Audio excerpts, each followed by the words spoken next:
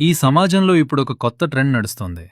ఆడపిల్ల తన వాళ్ళందర్నీ వదిలేసి, ఎవరో ముక్కుమొహం తెలియనివాడి కోసం వస్తుందనేది. కాని ఇప్పుడు జరుగుతున్నది పూర్తిగా వేరు. ఆమె తన వాళ్లను వదిలి రావటం రట్టే.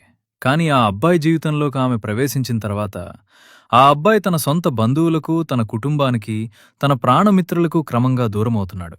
విచిత్రమేంటంటే, ఆ అమ్మాయి మాత్రం తన తల్లిదండ్రులకు, తన అక్కచెల్లెళ్లకు మునుపటి కంటే ఇంకా ఎక్కువ దగ్గరవుతుంది. చివరకు మనవడు, మనవరాలు కూడా నానమ్మకు దూరమవుతూ అమ్మమ్మకు దగ్గరవుతున్నారు. మన రక్తం పంచుకున్న బంధువులు మనకు దూరమైపోతుంటే, ఆమె తరపు దూరపు బంధువులు మనకు అత్యంత ఆప్తులవుతున్నారు. పరిస్థితి ఎలా తయారైందంటే, అన్నకంటే బావమరిది ఎక్కువైపోతున్నాడు. జన్మనిచ్చిన నాన్నకంటే మామగారే గొప్పైపోతున్నారు. ఆడపిల్ల తన వాళ్ళను వదిలేసొస్తుంది అని లోకం తెగ పొగిడేస్తోంది కాని, అసలు విషయం ఏంటంటే, తను వదిలేసొచ్చేది నిన్ను కలుపుకొని పోవటానికి మాత్రమే. కేవలం నిన్ను మాత్రమే. మన అన్న ఇంట్లో ఏదైనా ఫంక్షన్ ఉంటే మనం ఒక్కరమే వెళ్తాం.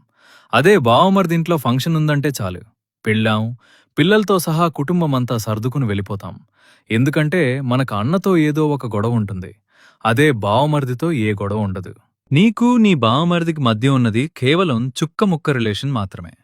నీ అన్నను ఆస్తివాటా అడిగినట్టు నీ బావమరిదిని అదనపు కట్నం అడుగు.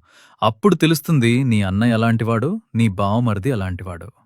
చివరకు మన ఇంట్లోనే, మనవాళ్ల మధ్యలోనే మనల్ని పరాయివాడిగా చేసి, వాళ్ల చుట్టాల్లో మనల్ని కలిపేస్తోంది ఈ వ్యవస్థ.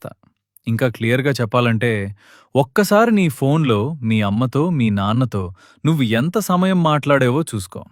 అలాగే ఆమె ఫోన్లో తన అమ్మనాన్నలతో, తన కజిన్స్తో, తన బావమర్దళ్లతో, తన పెద్దమ్మ, చిన్నమ్మ, చిన్నాన్నలతో, చివరకు వేలు విడిచిన మామలతో కూడా ఇన్ని గంటలు మాట్లాడిందో చూసుకో.